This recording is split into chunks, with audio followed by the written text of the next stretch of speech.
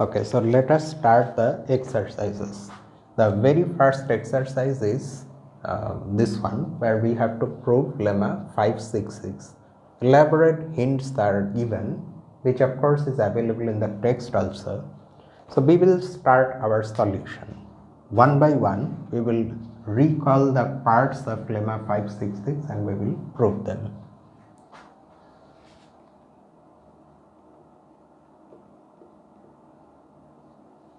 So in part, okay, let us, before we write the solution, let us recall what we had in the very beginning itself in this lemma. We were given two positive real numbers, x and y, and along with that we were given positive integers n and m. Okay. Then part A of this lemma tells us that if y is the nth root of x, then y to the power n is equal to x. We need to prove this in part A. So let us now start. So we are given this, we have to prove y to the power n is equal to x. Y and x are both positive and n and m. M of course does not appear here. M is also a positive integer just like n.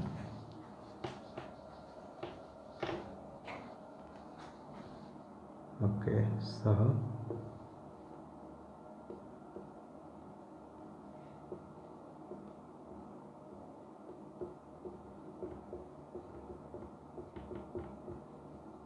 three possibilities arise,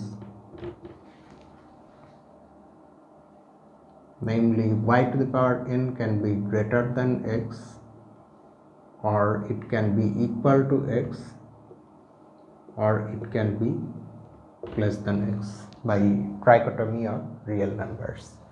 We will now show that these two possibilities are not actually true. They will never arise by supposing each one of them and then arriving at some contradiction. So first,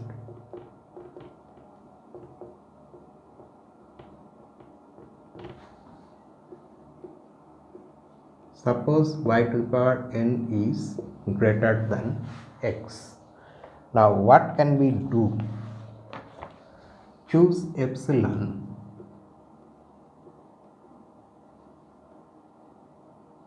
choose a real number epsilon such that epsilon is positive and is less than y. This we can always choose because y is given to be a positive real number, so we can find a smaller positive real number. If you want, you can take epsilon equal to y by 2. At least one epsilon is there in between 0 and y, lying strictly between them. Okay. We now claim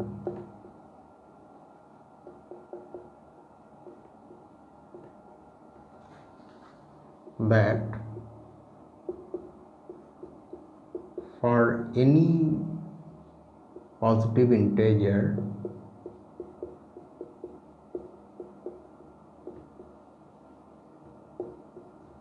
k, we have this inequality. Y minus epsilon whole to the power k is greater than or equal to y to the power k minus k times y to the power k minus 1 times epsilon. This is our claim. Somehow this claim will be used in getting a contradiction. Yeah, but we now need to prove the claim first.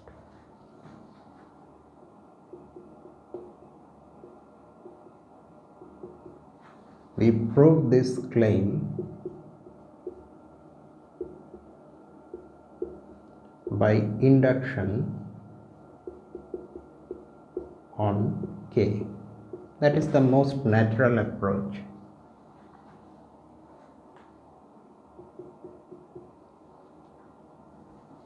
We have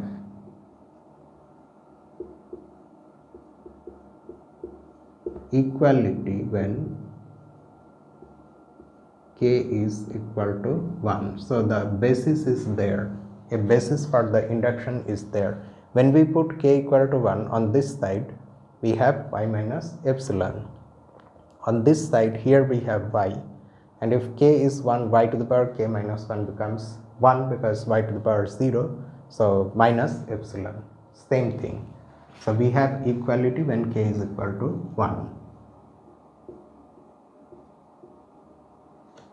Assume that the inequality is true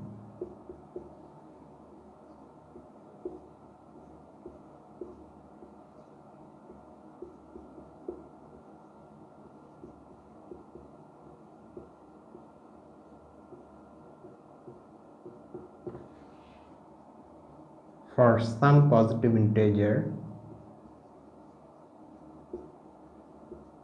k. Then y minus epsilon whole to the power k plus 1 equals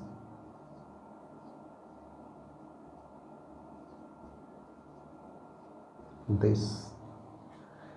Okay, now can we write in place of this, can we write greater than or equal to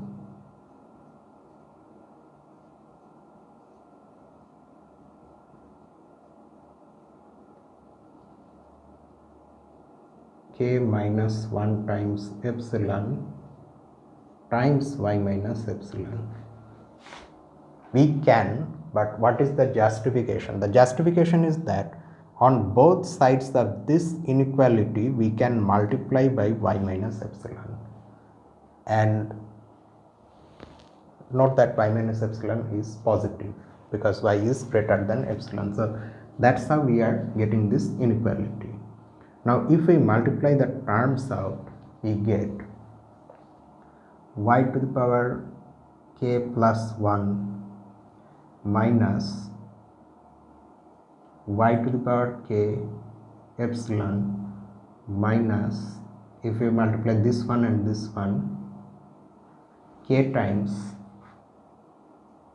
y to the power k epsilon plus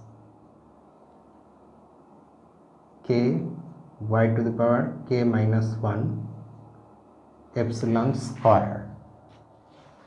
Now note that this is a positive real number. We have epsilon is positive, k is a positive integer, y is a positive real number, and k minus 1 is a non-negative integer.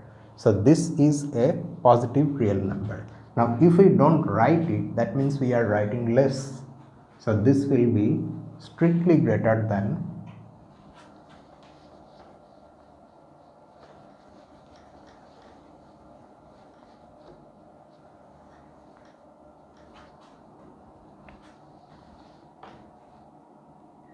y to the power k plus 1 minus y to the power k times epsilon minus k times y to the power k times epsilon, which if you write slightly differently, it becomes this k plus 1 times y to the power k epsilon.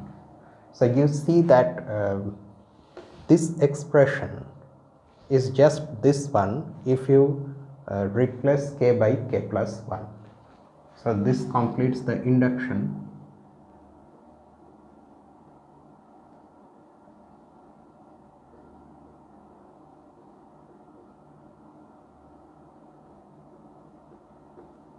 And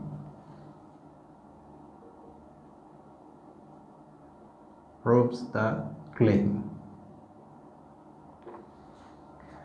Now this inequality is true for any epsilon less than y, okay, because we haven't restricted the choice of epsilon apart from being in between these two integers, being in between these two real numbers 0 and y. Other than that, epsilon can be any real number, and for such an epsilon, this inequality that we are claiming has been proved to be true. Now, if additionally we restrict epsilon further in this way, in particular,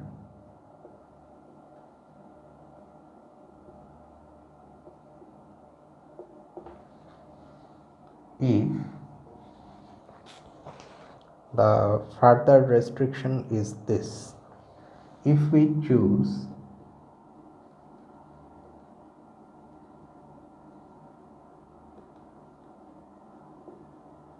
epsilon such that epsilon is still positive, but now it is not only less than y but less than two things, y and this.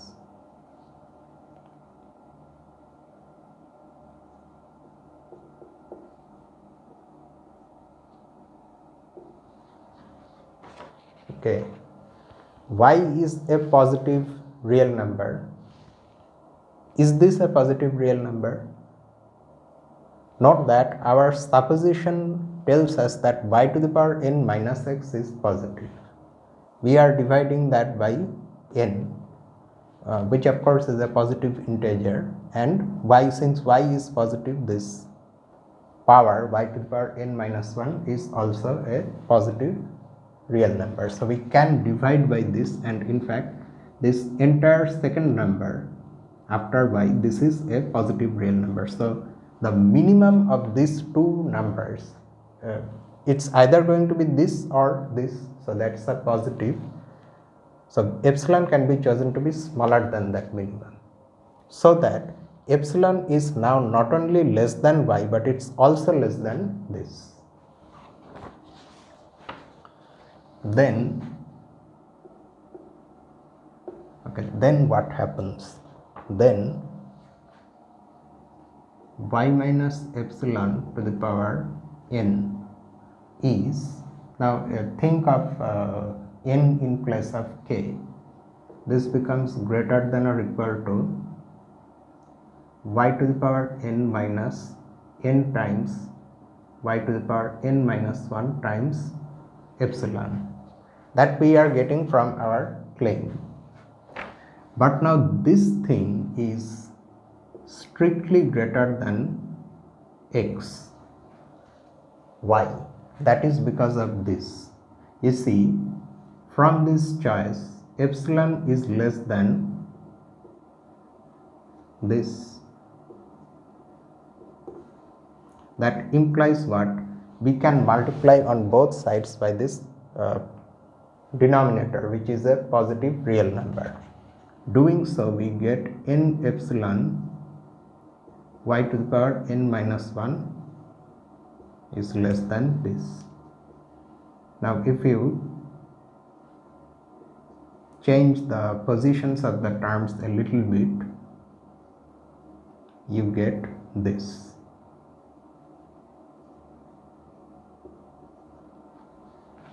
So that's how x is less than this. So then we are getting this. So what is the implication of this?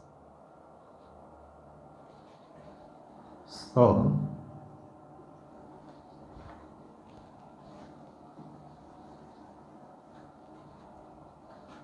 for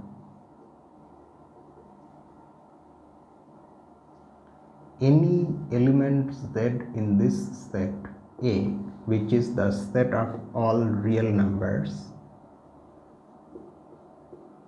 that are non-negative and whose nth powers are less than or equal to x, namely it's the set whose supremum is the nth root of x, that set which appears in the definition of the nth root of a positive or non-negative real number. For any element in this set, for any real number z in this set, we have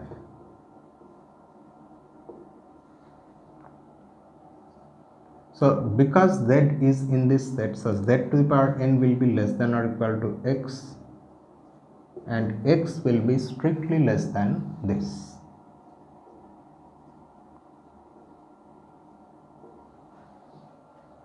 So by by that proposition 563,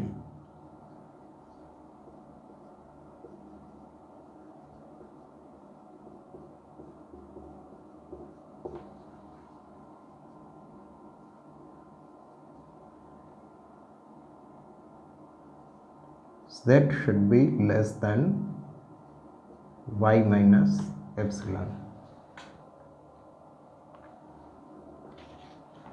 How exactly this inequality follows from here by proposition 563, that I leave to you to figure out. Okay, the fact is that we have this inequality now. So any element in this set is less than this real number. So that means this real number is an upper bound for this set. Thus, y minus epsilon is an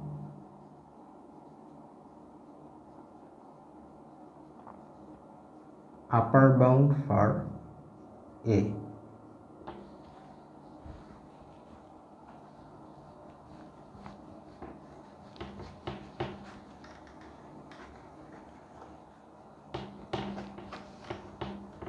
But this is not possible, since y minus epsilon is strictly less than y. This contradicts the statement that y is actually the least upper bound of A. Why? Because it is given that y is equal to x to the power 1 by n, which by definition is the least upper bound of this set. But here we have found a smaller upper bound than the least upper bound, which of course violates the very definition of the least upper bound. So that's why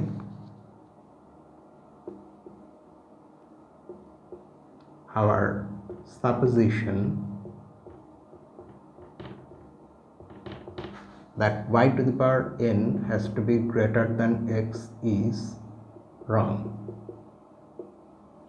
It cannot be. Next,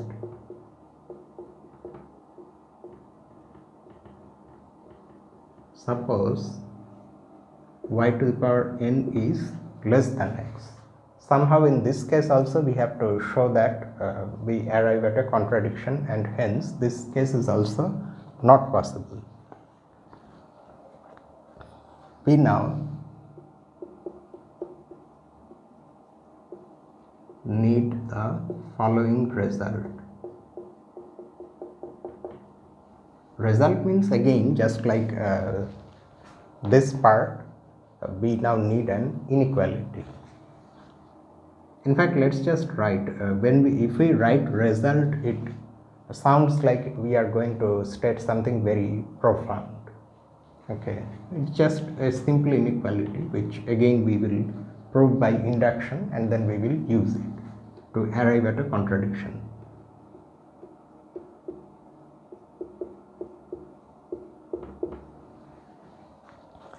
And the statement is this: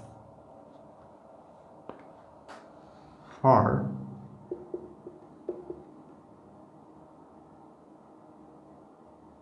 an integer m. Now let us not use m because m is already there in the statement. Okay, so let us use k. For a positive integer k and real numbers a and b satisfying this 0 less than a less than b, this inequality is true. B to the power m, or b to the power k minus a to the power k is less than or equal to b minus a times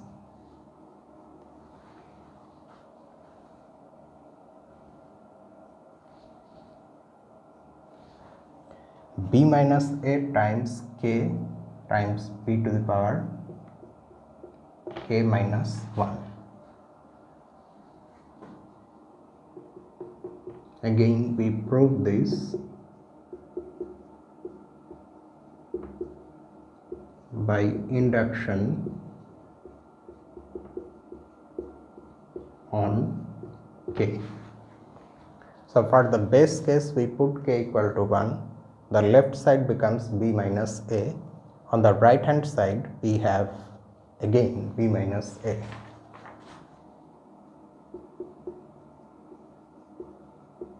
So we have equality when k is 1.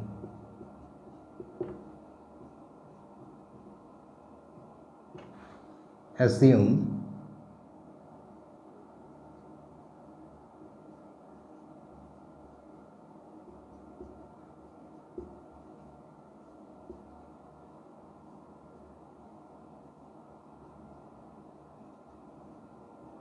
for some positive integer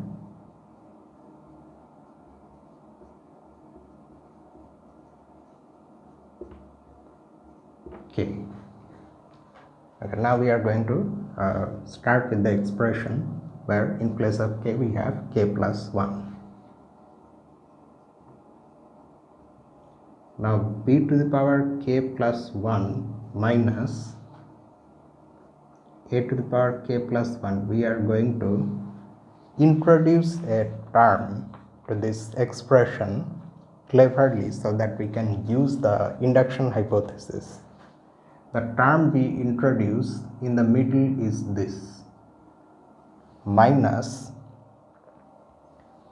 b a to the power k plus b a to the power k minus a to the power k plus 1.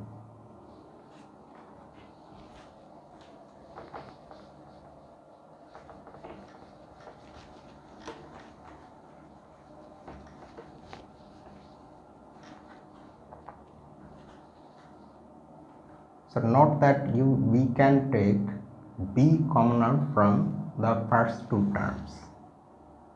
So this will be equal to, we have already written equal to. So this is equal to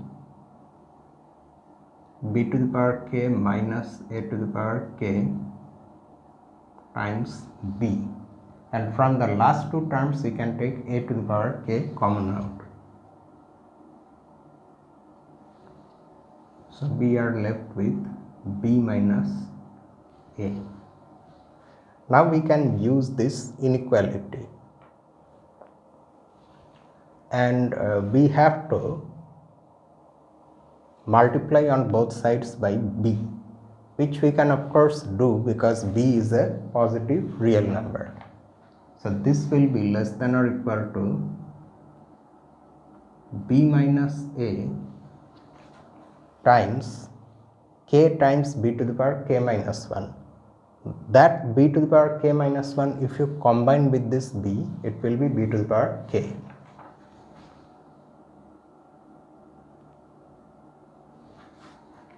Plus this term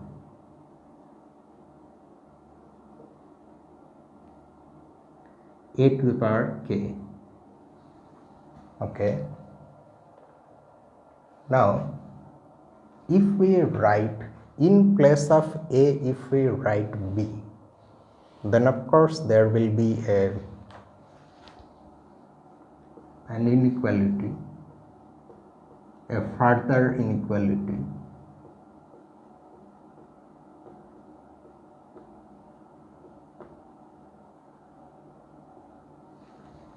Is it justified?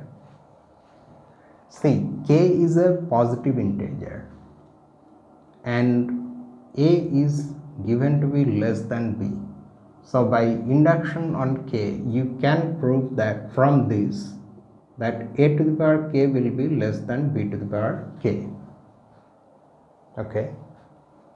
And because b is greater than a, so b minus a is a positive real number. So you can multiply on both sides of this inequality by b minus a, getting the fact that this thing is less than this thing. Okay, so that's how we justify this step.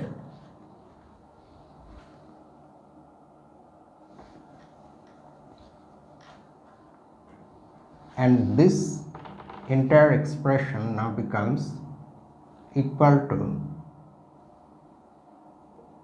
k plus 1, or in fact let's write it in the way it has been written here, b minus a times k plus 1 times b to the power k. So this difference is less than or equal to this, which is just the inequality when in place of k you have k plus 1.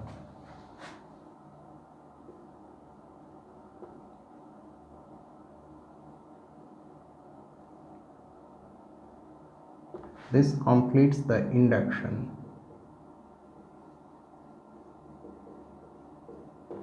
And it proves our inequality. Okay, now just like before, we will choose an epsilon, but this time let us choose delta. Now choose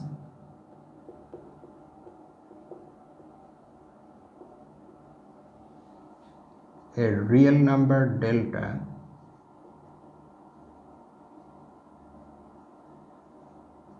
such that now our choice, okay, let me write it here,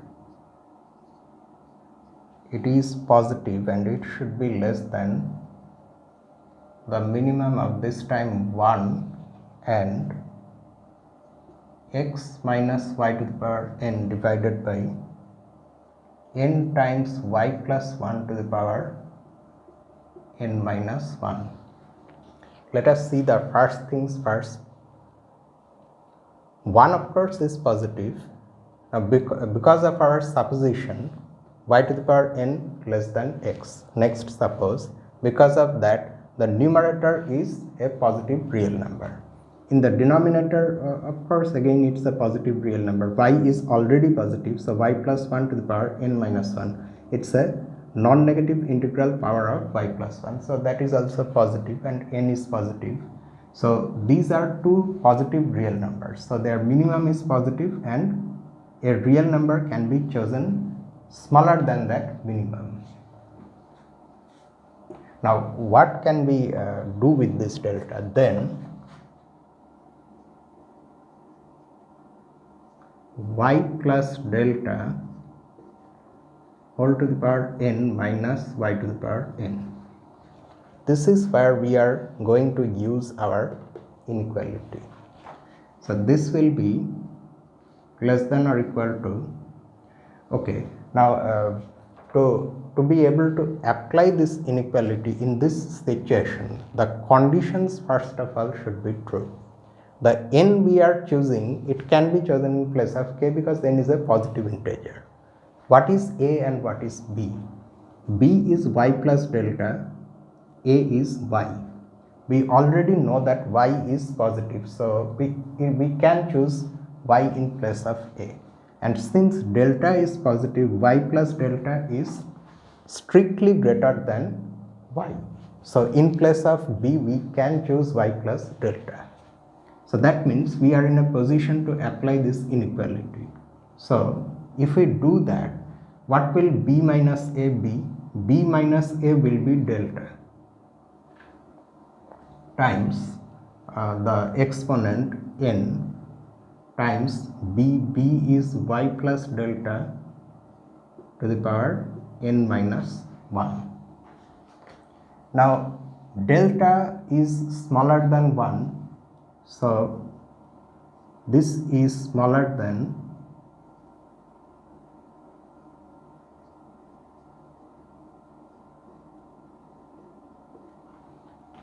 y plus delta is less than y plus 1, so their n minus 1 powers are also in that relation.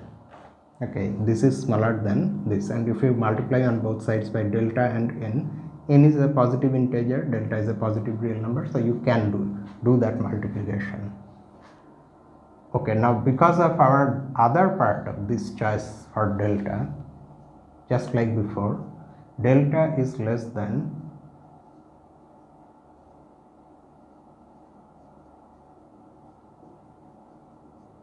this,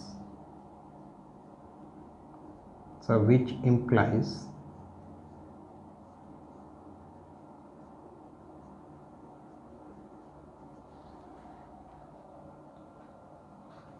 so that means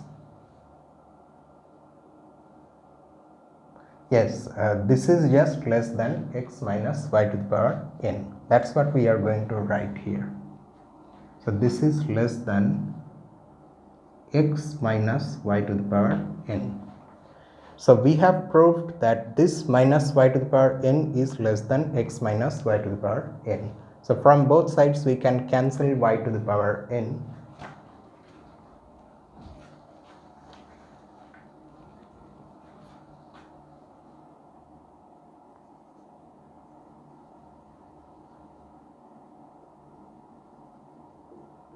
This implies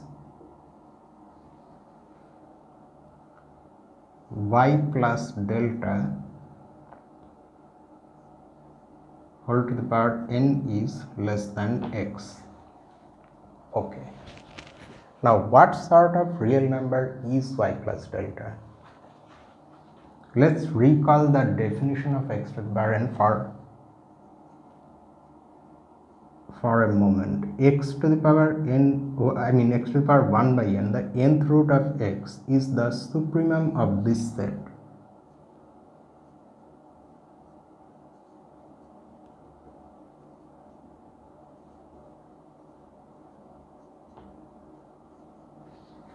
Right. Now y plus delta, not to the power n, okay, just simply the number y plus delta is a real number that is positive, because y is positive, delta is positive. So y plus delta is greater than or equal to 0, actually strictly greater than 0, but still also greater than or equal to 0, whose nth power is less than x. That means y plus delta belongs to this set, that set A that we were mentioning in that previous part. So because x to the power 1 by n is the supremum of this set by definition, so y plus delta should be less than or equal to that supremum, naturally, because the supremum after all is an upper bound for this set, and this is y plus delta is an element of this set. Okay.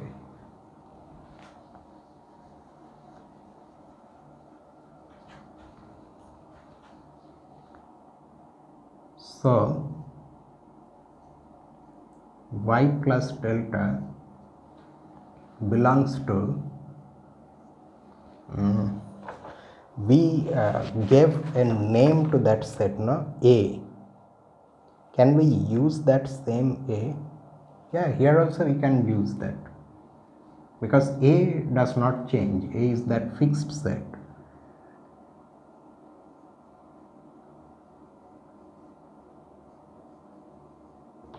And thus we must have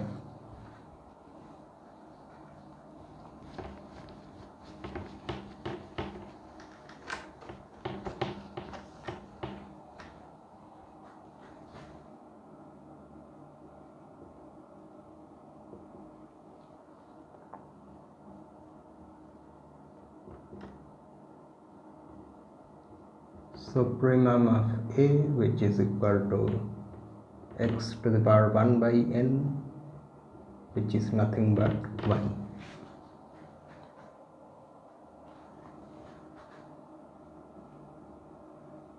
This gives us the inequality that delta is either 0 or negative, contradicting this one, a contradiction.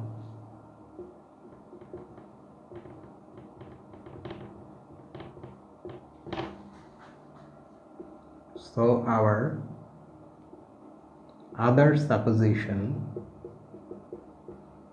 that y to the power n is less than x is also wrong.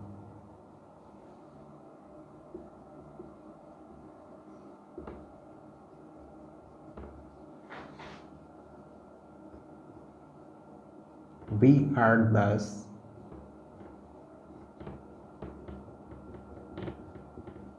left with the only possibility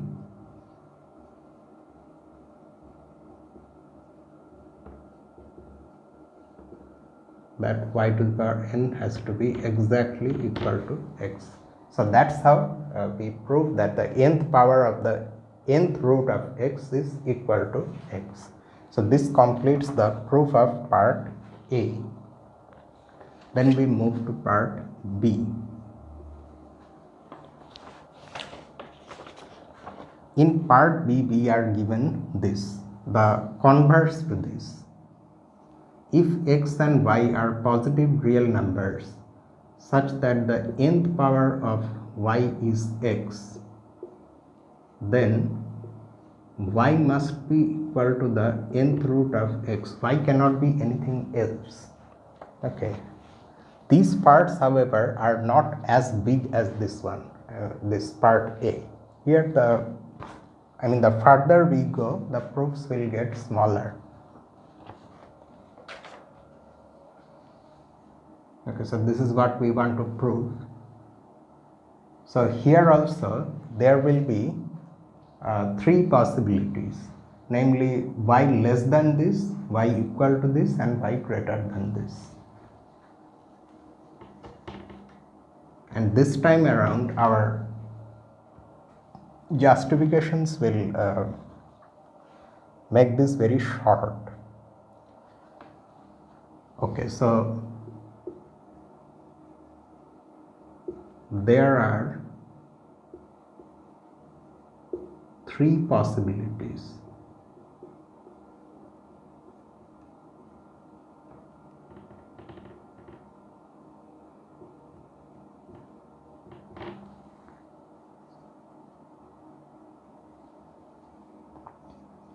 Y less than x to the power 1 by n, y equal to x, the nth root of x, and y being greater than the nth root of x.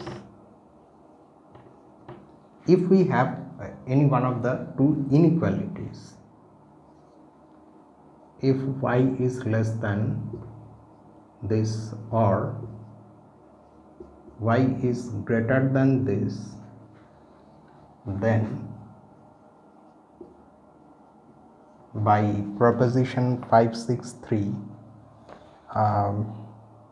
yes,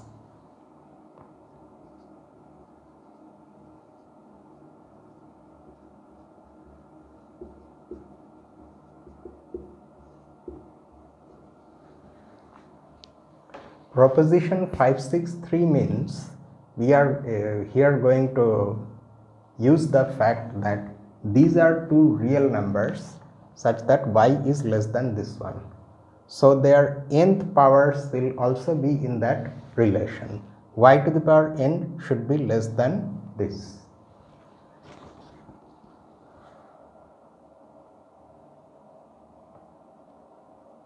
Okay, but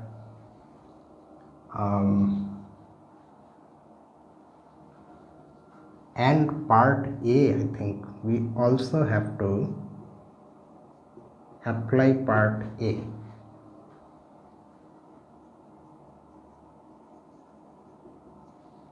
we have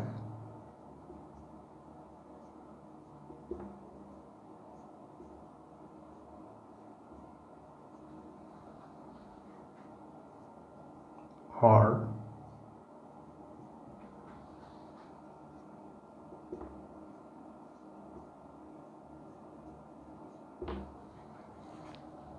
respectively.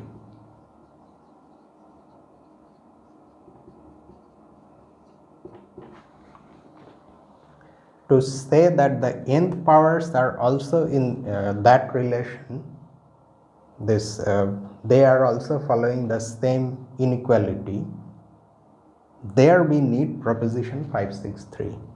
And to say that the nth power of this nth root is x, that's where we need part A, because we have proved that just now, that here y is x to the power 1 by n, so is nth power is equal to x. So that is what we are using it here precisely. Okay. So either we get y to the power n less than x or y to the power n greater than x, and both of these things contradict the hypothesis that y to the power n is actually equal to x. So the hypothesis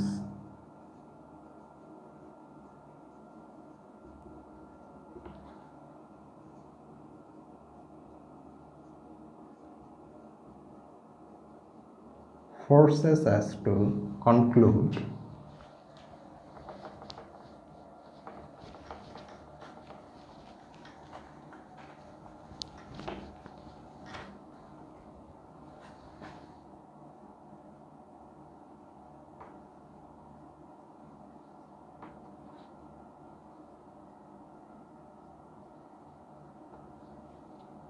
that neither is y less than the nth root nor is y greater than the nth root.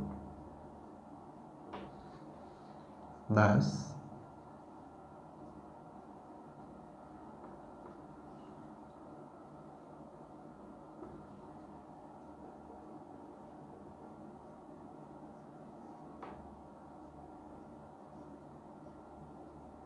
the only possibility left is this.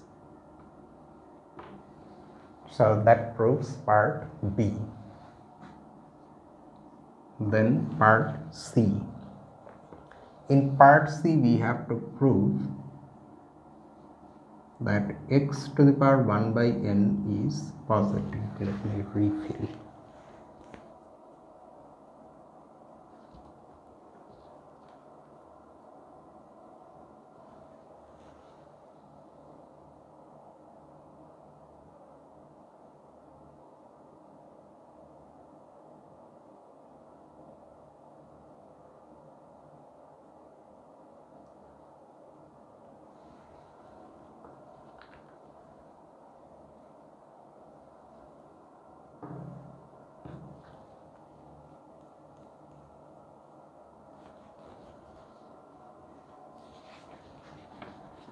Okay, so we have to prove that the nth root of any positive real number is itself a positive real number.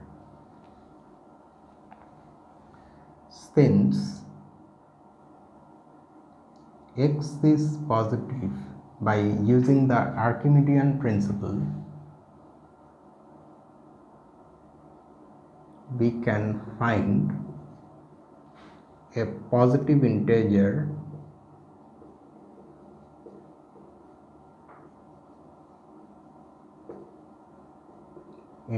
n large enough such that the reciprocal is less than x. Or even if you don't think of the Archimedean principle, you can just simply think like this: as capital N increases, 1 over n decreases, and it decreases it reaches 0. Although I should not say those things right now, but it reaches 0. In fact, no, we have already seen this. No?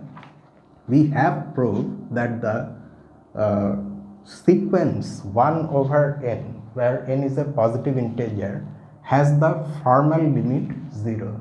So in that sense, the real numbers 1 over n become very close to 0, as close as you want. So you can make them so close to 0 that it exceeds x, and so that this ratio or this quotient 1 by n becomes less than x. Okay, now what is the benefit of this? Then the nth power is less than or equal to the first power of this. That is simply because the nth power is going to be the reciprocal of n to the power n, and since n to the power n is greater than n itself, greater than or equal to, so taking reciprocal, the inequality gets reversed, and this is less than x. So 1 over n is a positive real number whose nth power is less than x, and so 1 over n belongs to that set A.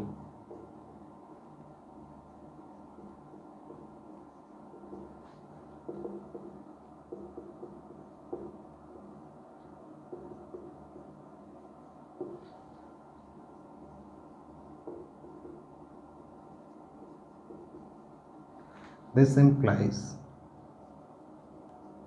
1 over n is less than or equal to, so let me just write it at once.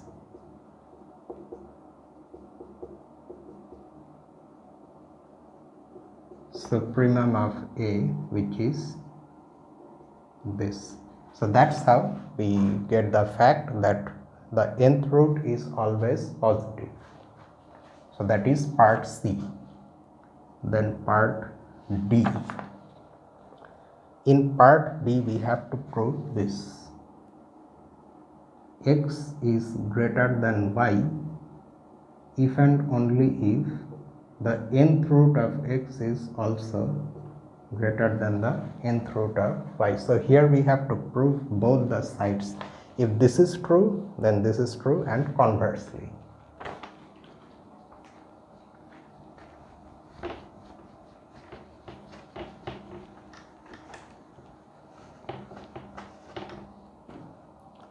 Okay, so for part D, we start by using proposition 563. By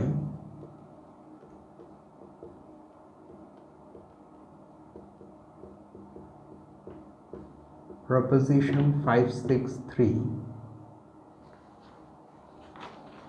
if this inequality is true,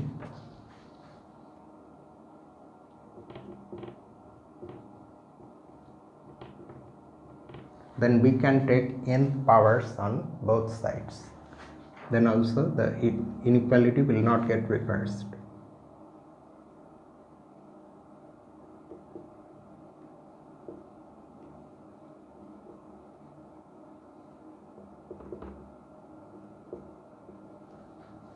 Which by part A, we should have mentioned that now, and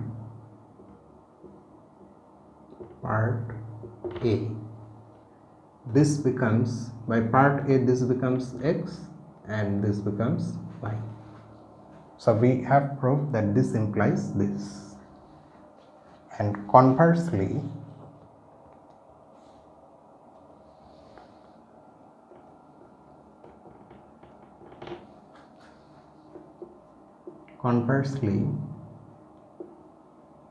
assume that x is greater than y. We have to prove this. Suppose that is not the case, then by trichotomy we are actually supposing that this is less than or equal to this, then again by proposition 563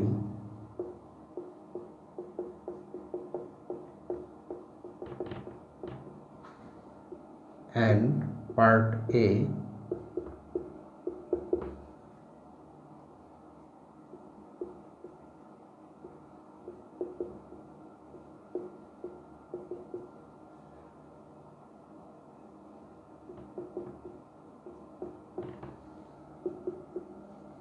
x is less than or equal to y, which directly contradicts our assumption or hypothesis.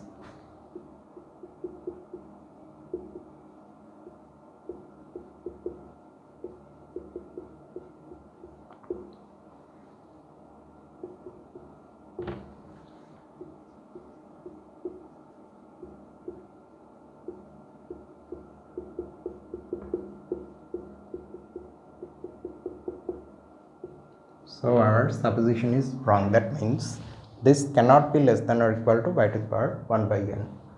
So by trichotomy it has to be greater than this. That is, we must have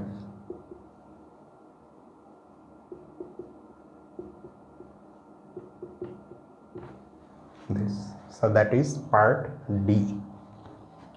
Then part E. In part E we have these things. Okay, let's just recall. If x is a real number that is greater than 1, then x to the power 1 by k, where k is a positive integer, is a decreasing function of k. If x is less than 1, then x to the power 1 by k is an increasing function of k. And when x is equal to 1, then x to the power 1 by k is also equal to 1 for all k. Okay, so we will now prove these things.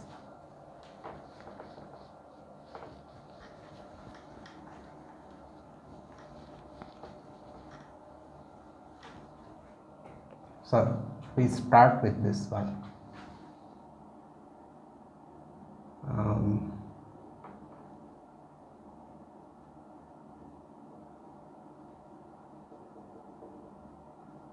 Assume first that x is greater than 1. Then by part C,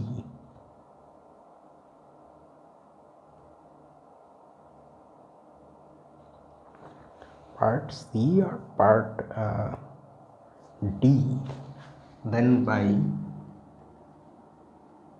parts B and D,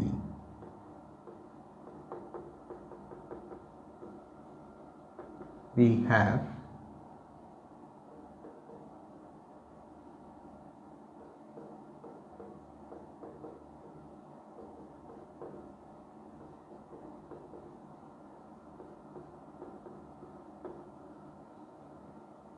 for all integers, all positive integers m.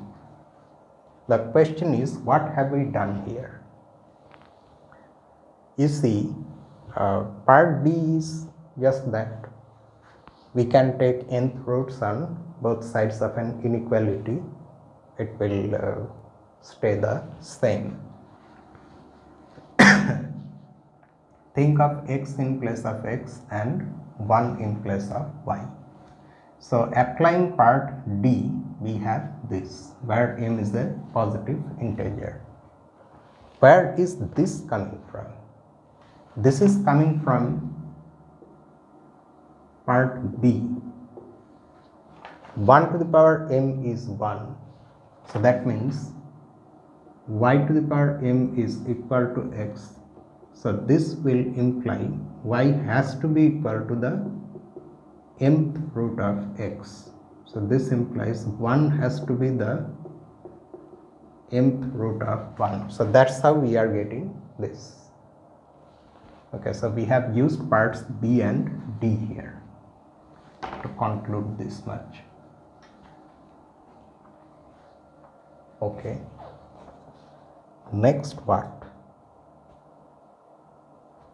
Also, one can easily prove, of course by induction,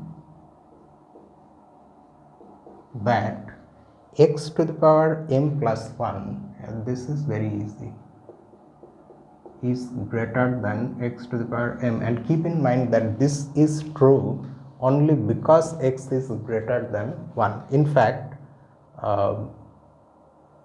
when you put m equal to 0, you get precisely this inequality. However, we are not going to state this for m equal to 0, but still because of this only these inequalities are going to be true for all integers,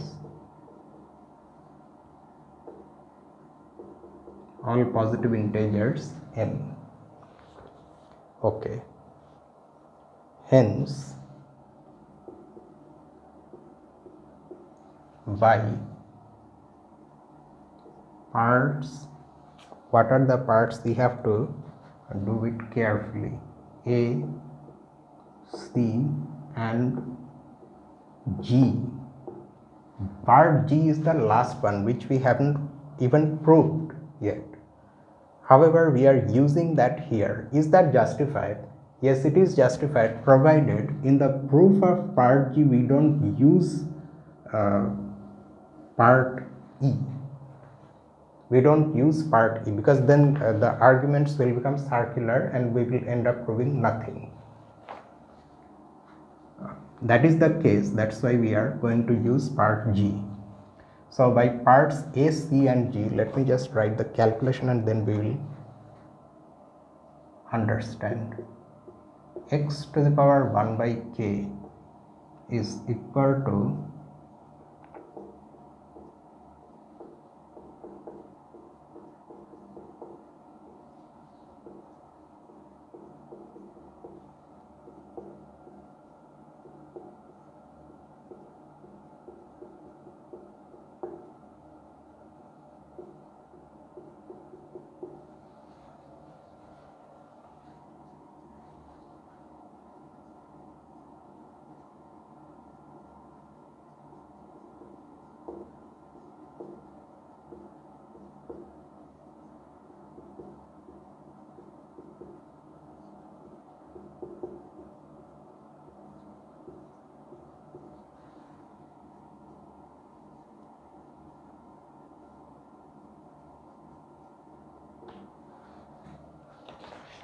okay.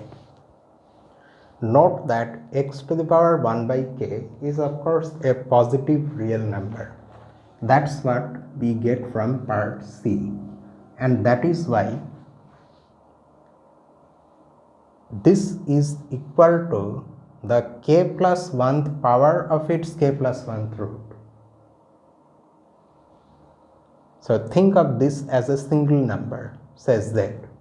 So because z is positive by part C, so we can apply part A to say that the k plus 1th power of the k plus 1th root of z is z itself. Okay, so that is that's where we have used parts A and C. Part G, if you go to the actual statement, says precisely this, that this to the power this is equal to x to the power this. You can multiply these two things. Okay, and then from this part, that this is greater than this, we can, that's what we have used to conclude this inequality, where in place of k plus 1 we have put k, but there is a question. Note that we are saying that these inequalities are true only when the base x is greater than 1. Is our base greater than 1? Our base is x to the power this. Is it greater than 1? Yes, it is greater than 1, and that has been shown here. Whatever our m is, because m is any positive integer, we have shown that the mth power of the mth root of x is greater than 1 if x is greater than 1. So the k times k plus 1th root of x is also greater than 1. So we in fact can use the inequality, this inequality in this case, to replace k plus 1 by k and write the inequality. After this, again at this step we have used part g, so that this can be written as the kth root of the k plus 1 root of x. And then again we have used part a, keeping also in mind that by part c the k plus 1th root of x is also a positive real number. So that's why we are able to use part a in the first place. So the kth power of the kth root of this is equal to this. Okay, so that is the justification of all the steps in this calculation. Now what have we achieved here? Note that as in the exponent the denominator increases, the value decreases. This is greater than this. So this can now be used to show that this is a decreasing function of k, which however we need to say something. From this,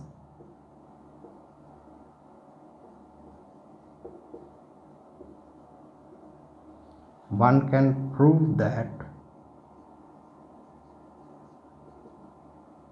x to the power 1 by k1 is greater than x to the power 1 by k2 for positive integers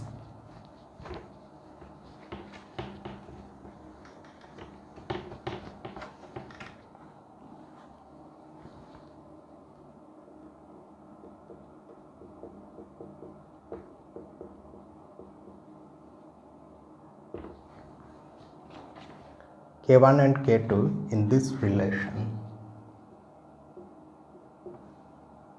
k1 less than k2. So the higher the value of k is, the smaller the root will become. And in this respect, in this regard, see the solution to exercise 611, which of course will come later only. We are in the 5th chapter. The 6th chapter is about to begin when these things are over, because this is the last section of 5th chapter. Still we haven't seen this exercise. So what I suggest is that you can think of a proof. Keep in mind that this statement that we have written here has to be proved from here. Okay, you cannot just simply say that this one can prove from this one and that's it. You have to say exactly how. Okay, so that thing you can think of it. When we get to that part, we will see exactly how the proof will be carried out. It's not very difficult, it just one trick is there. Hence,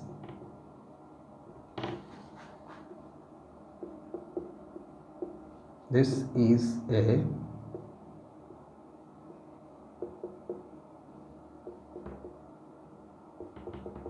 decreasing function of k.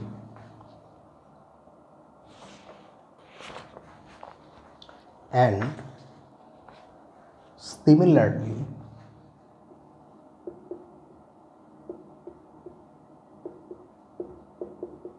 if x is less than 1 and of course greater than 0 because that thing is there, x is positive, then one can prove, you can either choose to do this similarly parts. I have already done these things in detail. Actually I have done, okay, this time I am just simply to save space and time, I am simply writing similarly, but I have actually gone through the details and I have convinced myself that yes, they are true. You can either take my words for it or you can do it yourself. Okay, then one can prove that this time the mth root of x will be less than 1 and x to the power m plus 1 is less than x to the power m. So whatever we had there, here all the opposite things will happen for all integers, all positive integers m. And using this,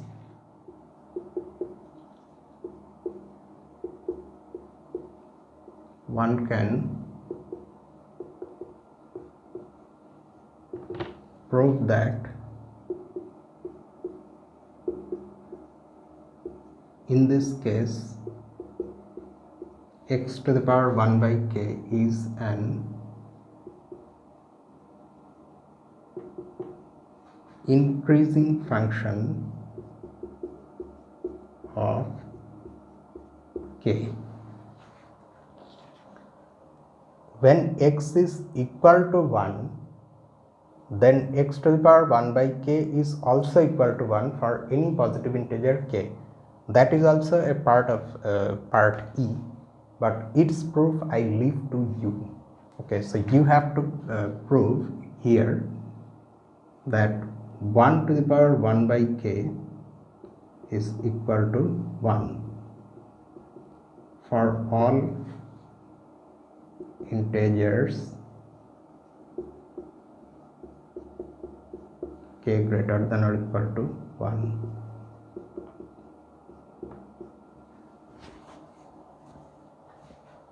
Okay, so you think of a proof. It's not very difficult. If you are keenly observing all the things, the proof will be almost immediate. Okay, so that's why I choose to not write it. Then part F. In part F, we prove this. The nth root of xy is the product of the nth roots of x and y. This is what we want to prove. By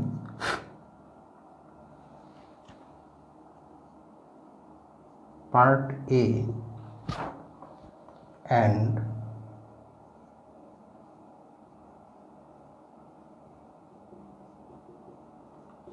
proposition 563,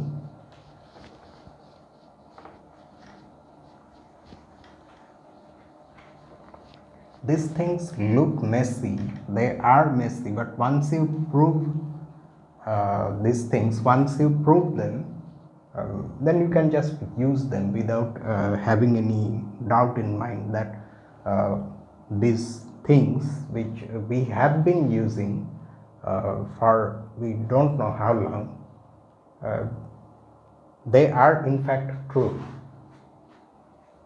And proposition 563,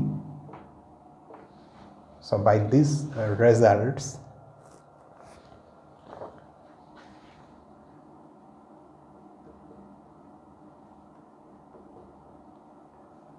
the nth power of this is equal to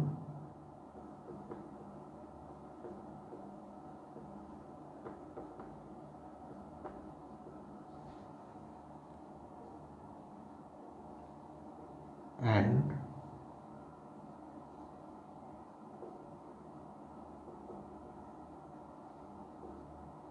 we can write it at one go, no?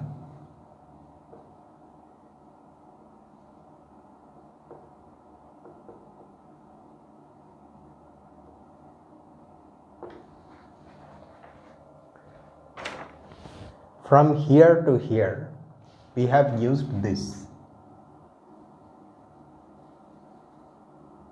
Say uv to the power n is equal to this, and here we have used proposition 5, 6, 3. Then the nth powers of the nth roots are the numbers themselves. There we have used part A.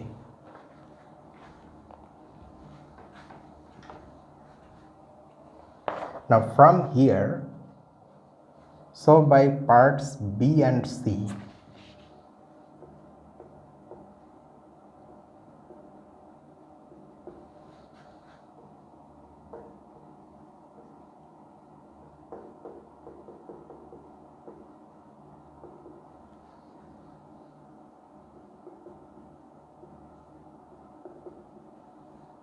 this is equal to this. How exactly it follows from parts B and C, that is left to you, okay, to understand. And then finally part G. So here we have to prove that thing. This, which we used there in the proof of part E, x to the power 1 by k and 1 by k plus 1.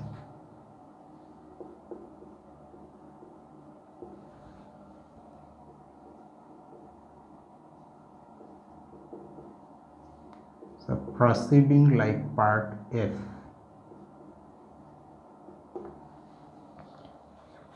we have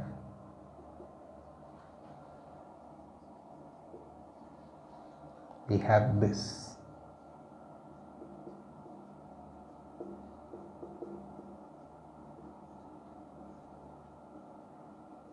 In M, this is equal to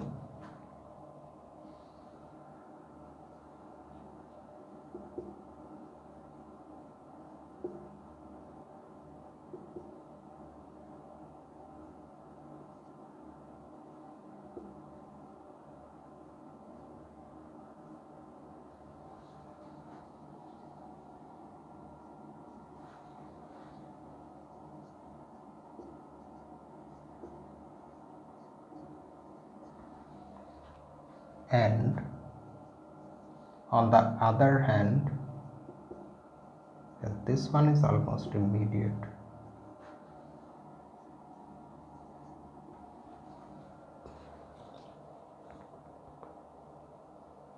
Hence,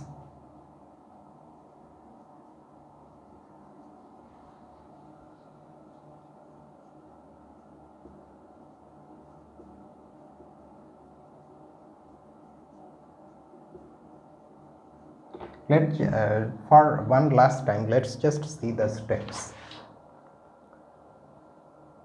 In this step, we have used proposition 5, 6, 3. Anything to the power nm is that thing to the power m whole to the power n. Okay, and this is an mth root. Inside we have an mth root, and outside we have exponent m. So by part A, these two things will cancel each other, and we are left with this, which again, because of part A is equal to x, and because of that same reason, this is also equal to x. So these two things are equal. So n and m are positive integers, so the bases should also be equal by previous arguments. Okay, I'm not going into too much detail here. So this completes the proof of lemma 566, and hence the solution also. Okay, next we turn to the second exercise.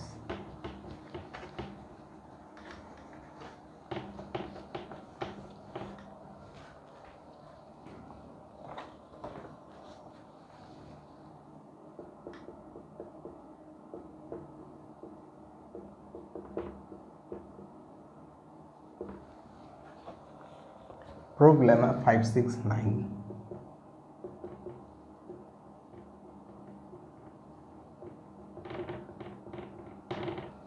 here also a hint.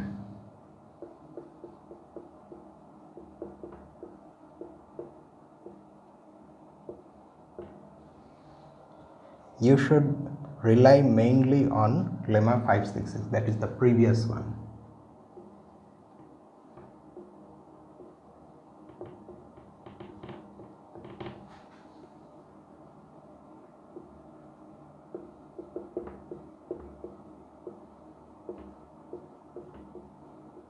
And algebra.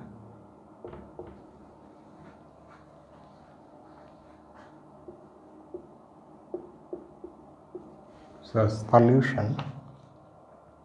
Here also let us recall what we were given. We were given, just like lemma 566, positive real numbers x and y. But now instead of positive integers n and m, we are given rational numbers q and r, not necessarily positive. And then there are subdivisions, there are parts. So let us start.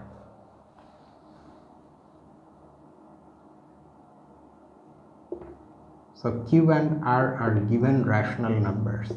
So let q equal to a by b and r equal to c by d, where a and c, in fact a, b, c, d are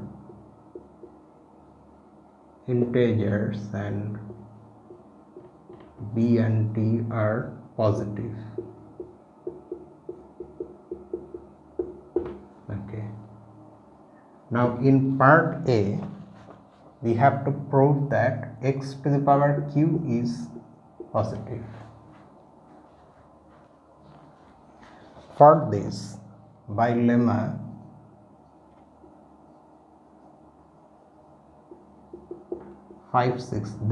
this solution will be somewhat easier than the previous one, because the dirty work has already been done in the previous one. So by part C, x to the power 1 by 1 over b is positive, keeping in mind that b is a positive integer. So by proposition 563,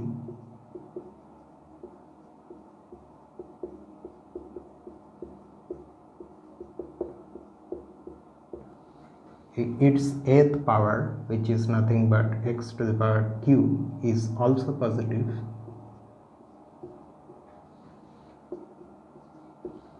So that is part A. Then part B. In part B, we have the laws of exponent.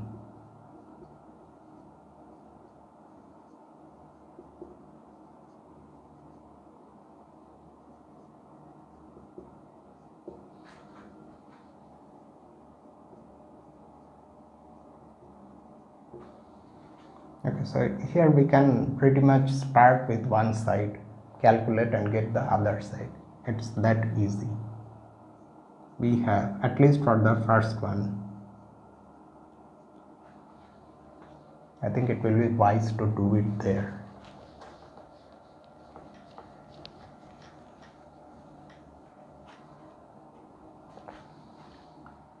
X to the power q plus r, a divided by b plus c divided by d. So this is ac plus bd divided by, what am I writing? AD plus BC divided by BD, and this by definition is this. Now note that these are integers, AD and BC. So we can apply lemma 566 part, what is that part? We have not actually mentioned anything here. You get my point, what I am trying to say. Oh no, it's not lemma 566. The rules of exponent for integer exponent, that is there in proposition 563. Sorry about that. Okay, so from there we get this.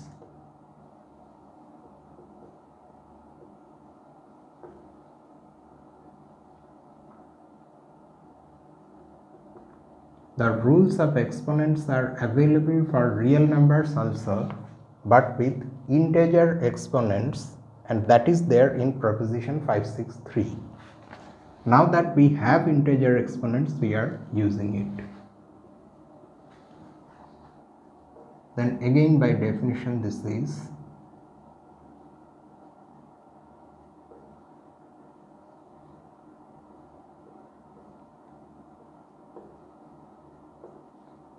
so after simplification we get x to the power a by b,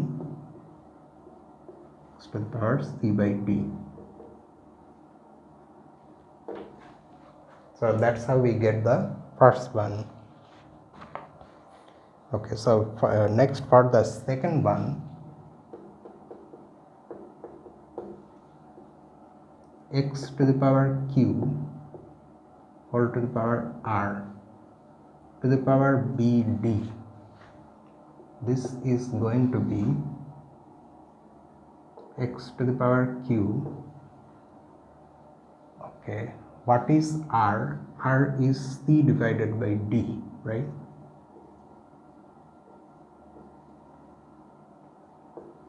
So this is, by definition, is the cth power of the dth root of x to the power q.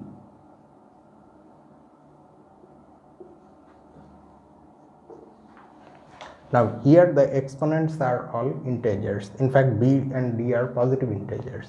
C may not be positive, but it doesn't matter. Here this is a place where we are able to use proposition 563, namely that part of the proposition where we have this rule of exponent with integer exponents.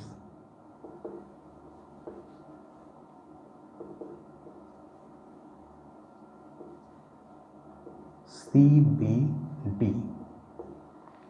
Since multiplication of integers is commutative, associative, all those things are there. So again, using that rule, we get this.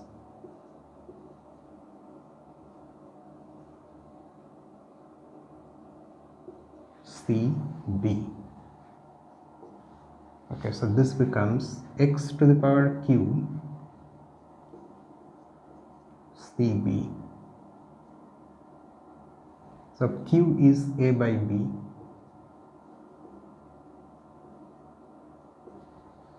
and x to the power a by b again is this. So proceeding similarly, we get x to the power 1 by b ACB, so that is equal to x to the power 1 by b whole to the power b to the power AC. This is equal to x to the power AC. Okay, so the bth power of this is equal to this. Hence, by lemma 566, is it going to be b? Yes. If y to the power n is x, then y is equal to x to the power 1 by n. Yes. Oh, but okay, wait. Can we oh no, okay, just one moment. We can apply lemma 566b here, but it won't be of any use. Instead, let us at the same time calculate the other thing, and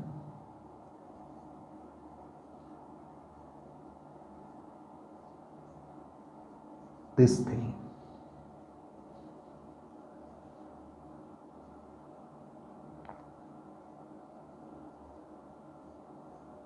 This will be much quicker.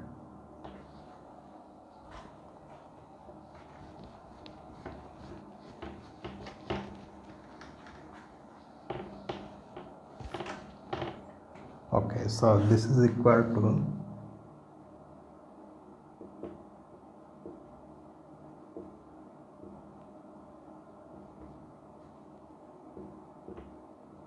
use the rules of exponent here with integer exponents a, c, b, d, so that will be equal to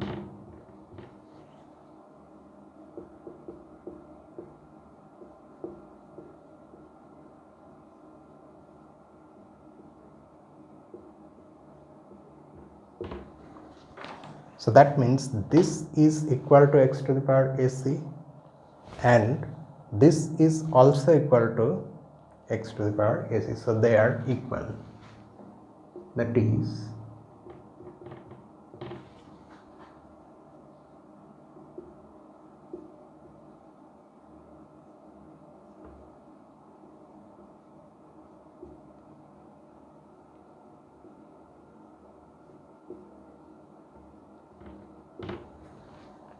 now, because b and d are positive integers, from this we can conclude that the bases are same, and the reason for that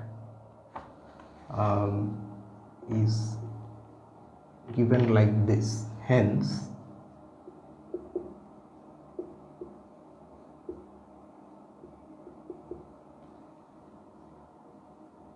see the second paragraph.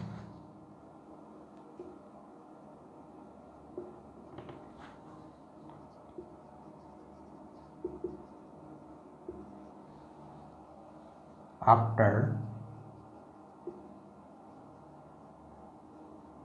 lemma 5, oh, it is that thing. Do you recall? It's that cancellation law. We said at one point,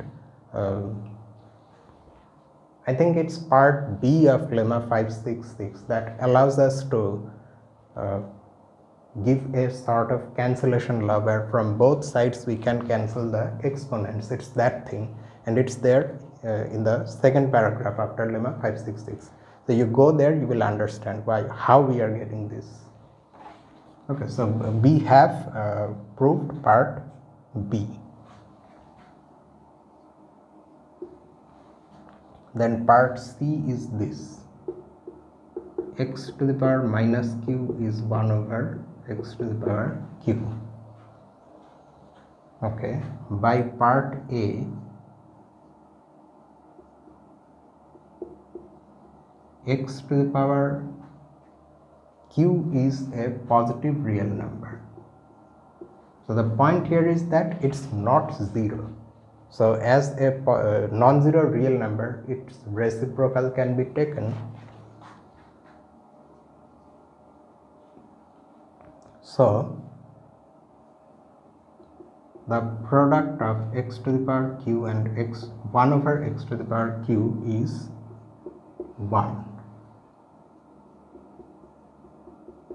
Now by part B, that is the rules of exponent we have proved here,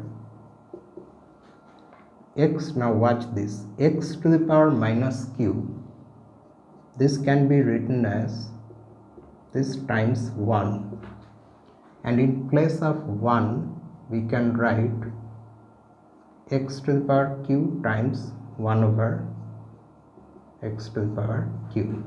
Multiplication is associative.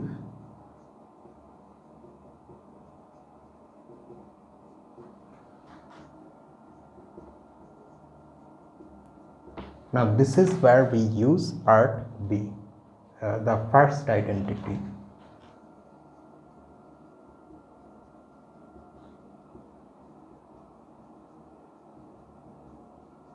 x to the power 0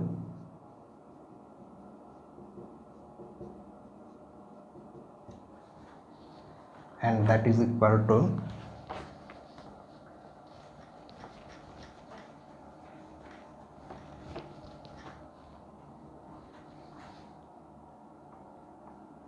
one over x to the power q. So that's how we get this identity. So part C has also been shown to be true. Then part D, if q is a positive real number, then x is less than y if and only if x to the power q is it's given to be same thing, but let's follow what is given in the text. Just give me a moment.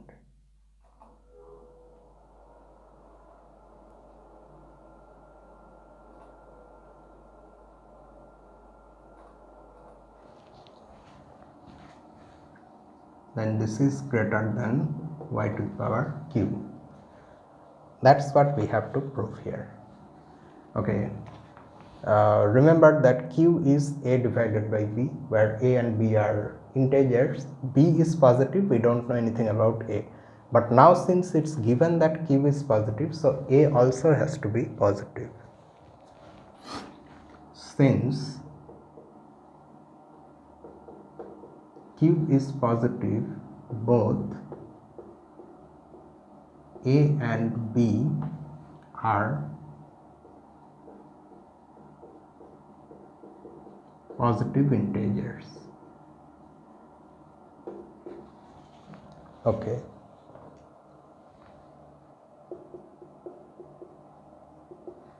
First assume x to be greater than y.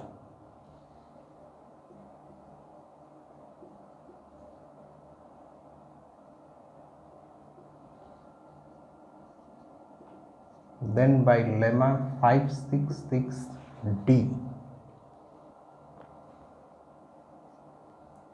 x to the power 1 over b will be greater than y to the power 1 over b, and hence by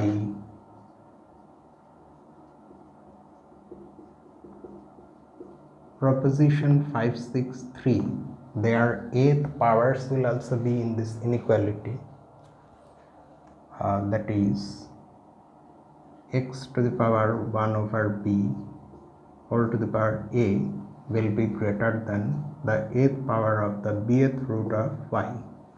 Now this is nothing but x to the power q by definition, and this is y to the power q. So we have proved this implication in this direction. If x is greater than y, then x to the power q is greater than y to the power q. Now we want to prove the converse.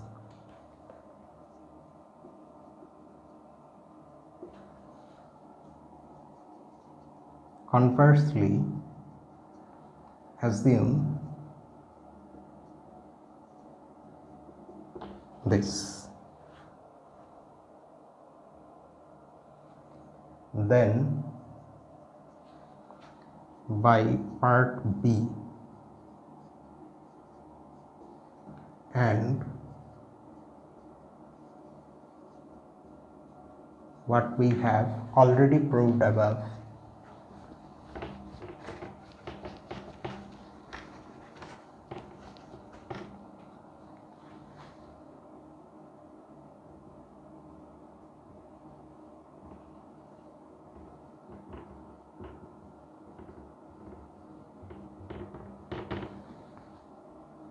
x is equal to x to the power q whole to the power 1 by q is greater than this, which is equal to y. Part B allows us to multiply q and 1 by q, these exponents, because here we can use the that law of exponents, and after multiplying you get x to the power 1, so x. So this equality and this equality, they are justified by part B. And okay, so what have we done here? Note that we have already proved that if q is a positive rational number and x and y are two positive real numbers such that x is greater than y, then this will be true. Now we have this. Now think of x here and y here, maybe say capital X and capital Y. Since 1 over q is also a positive rational number, so you can raise both the sides to the 1 over qth power, because that's what we have proved here. No, this implies this. So think of x to the power 1 over x to the power q in place of x and y to the power q in place of y, and 1 divided by q in place of q. That is also a positive rational number. So we write, note that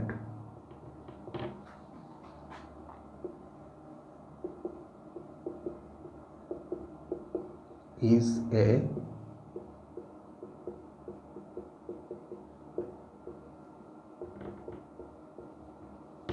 positive rational number. So in this way, cleverly, using one implication, we in fact have proved the converse also. And truly, if you think of it, is it really just one implication itself? Maybe. Anyway, we have completed the proof of part D. Then finally there is part E. Part E says this: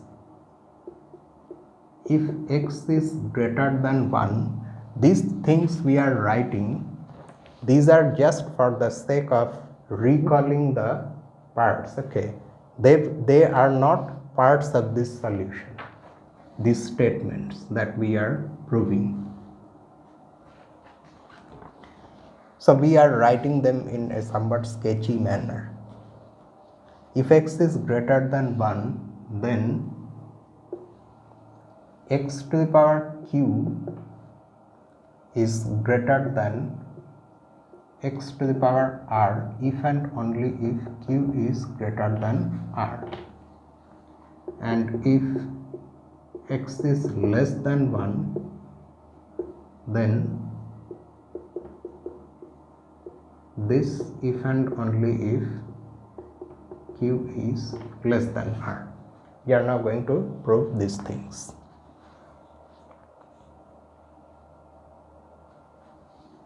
Okay.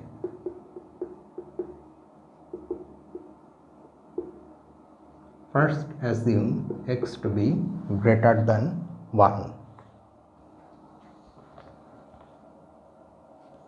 Then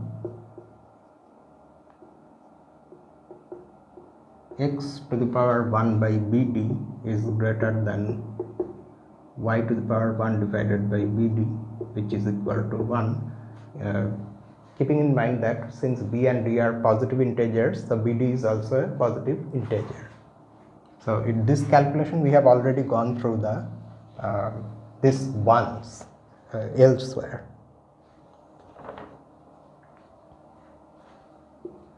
If q is greater than r,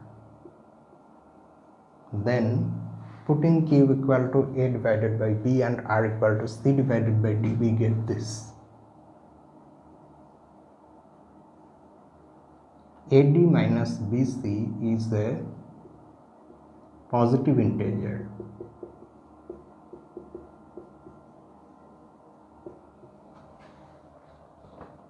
Okay. So what is the implication of that? So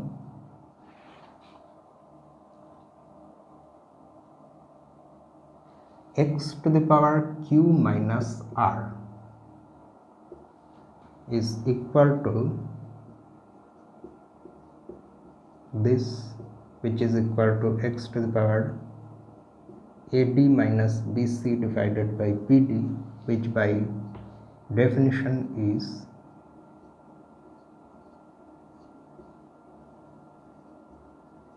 this ad minus bc, and hence this is going to be greater than 1, that we are getting from this inequality. This is a real number that is greater than 1, so you raise it to any positive integral power, definitely that is also going to be greater than 1.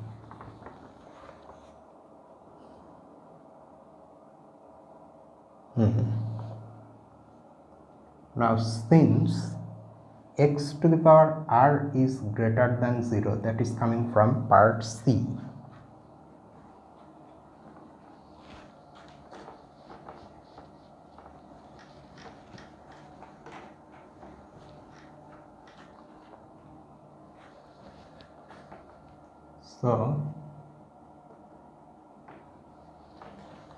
So what are we getting here? If we start with x to the power q, then we get x to the power r times x to the power q minus r.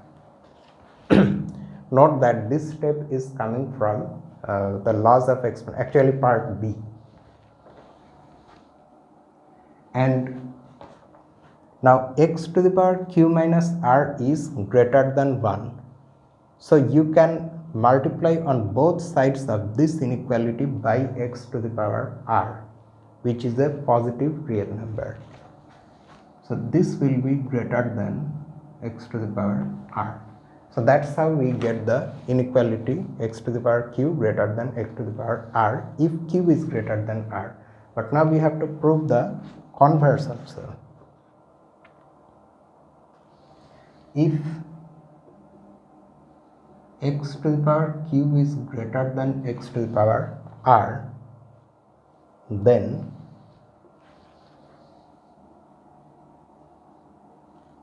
x to the power q q minus r, okay,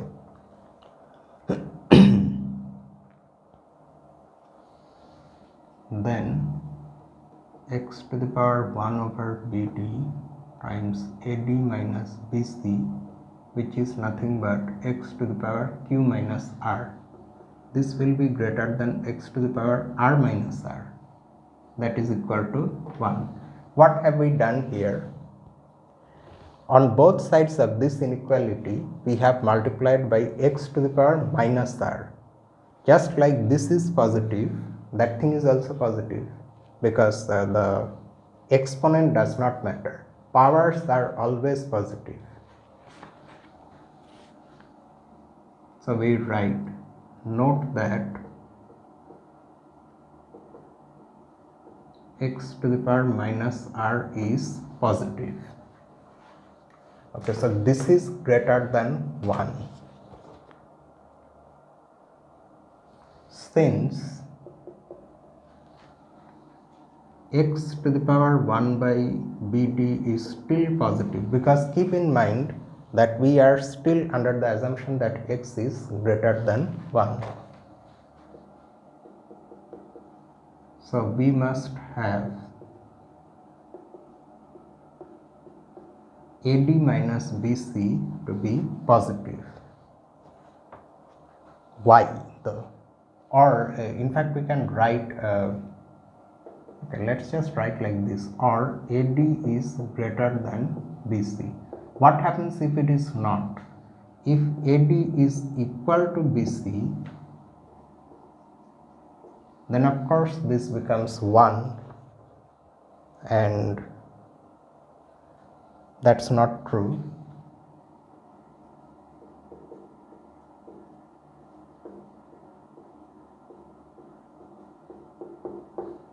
And what happens if AD becomes less than BC? if AD is less than BC, then it follows from part C, okay,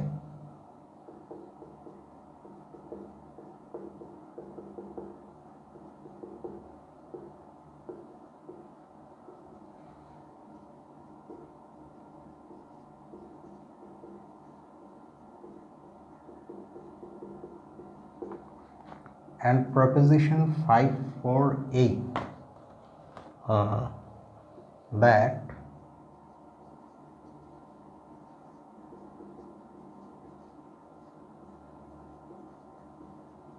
this is less than 1.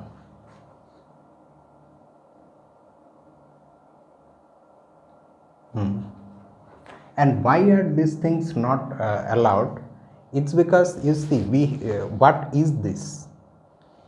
We have proved that this is greater than 1, so it can neither be equal to 1 nor less than 1. And if you are wondering what this proposition 548 is, it just simply says that if we have two positive real numbers in this relation, then their reciprocals are in the reverse relation, that thing.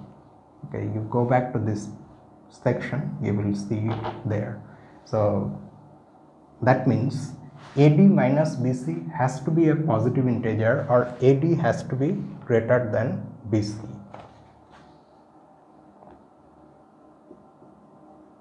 Thus Q, which is A divided by B, should be greater than C divided by D, which is R. Okay, so that's how, if these inequalities are this inequality is true, then Q also has to be greater than R. So we have proved both the implications, but under the assumption X is greater than 1. Okay.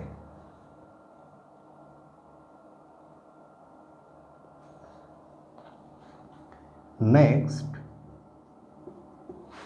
assume X is less than 1, but then X inverse, which is the reciprocal of X, is greater than 1, and so whatever we have proved above, we are now going to apply in this case. X to the power Q, which is X inverse whole to the power minus Q, is greater than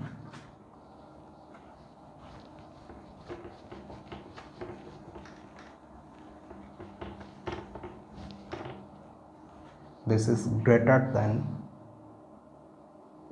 X inverse whole to the power minus R, which is equal to X to the power R,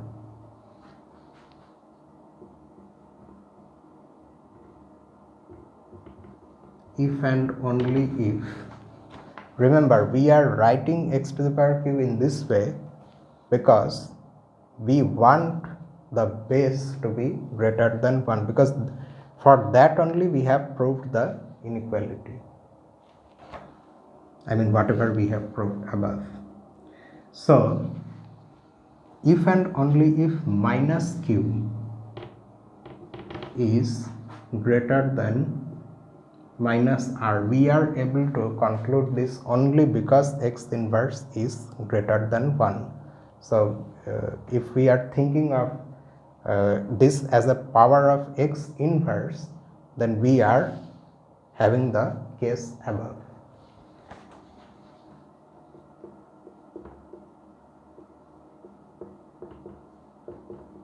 If and only if Q is less than R. So that's how we get the other case using this one quite easily.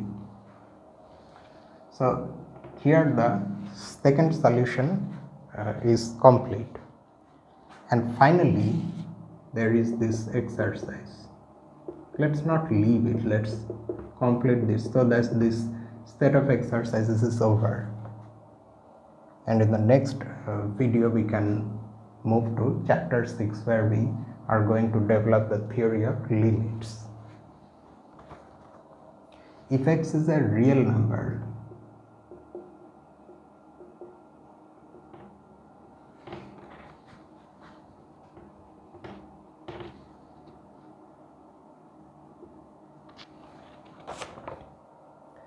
show that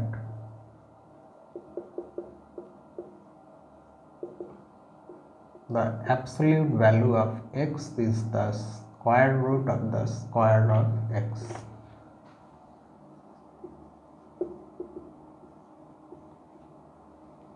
First we see the case where x is 0.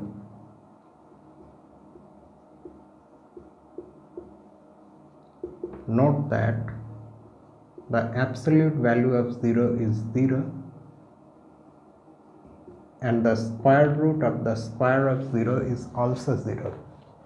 Why? That I leave to you. You just go back to the definition of nth root. There you think of square root, and in place of x you think x equal to 0.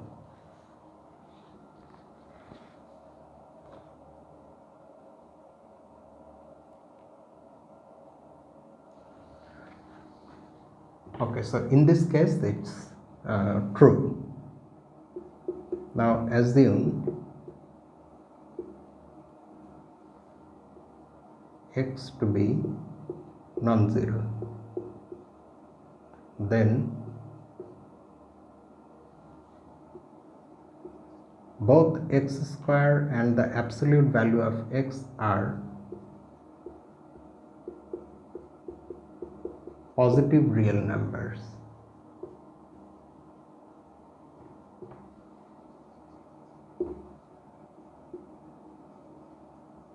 Also, their squares are equal. Yes, their squares means square of absolute value of x and square of x are both equal.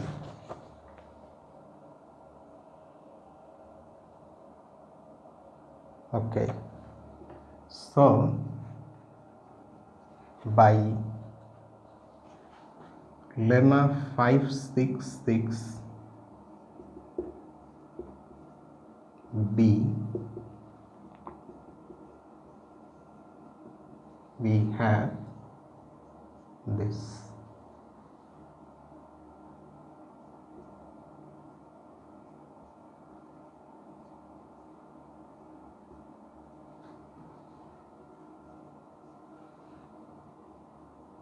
Or okay, there is no need to write this much.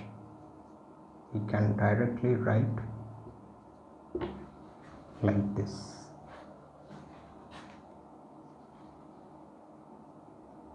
I am not providing any explanation for how this thing is coming from lemma 566b. By now you are well familiar with the things. You can figure it out yourself. So with this set of exercises ends. So in the next video we will see sequences of real numbers and their convergence, limits, things like that. So that will be all for tonight in analysis. So until the next video, this is me, Lucifer, from A Mathematical Room. Have a nice night.